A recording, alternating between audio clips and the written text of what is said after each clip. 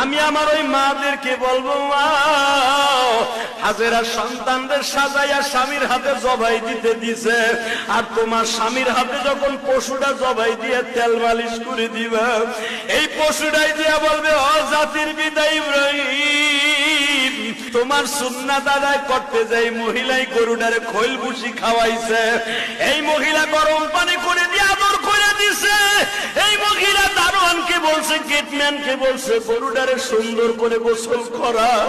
মনে রাখো তোমা, এই জন্যই দেখবেন গরু কিনবেন আপনি, গরুটার তদারকি দিয়া দিবেন আপনার বিবির আন্ডারে।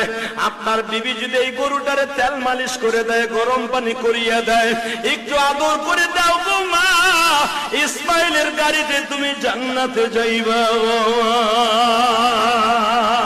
এই জন্য গরু কিনা বাড়ির সামনে ঝুলাইয়া রাখবেন, বাড়ির সামনে বাইন্দা রাখবেন।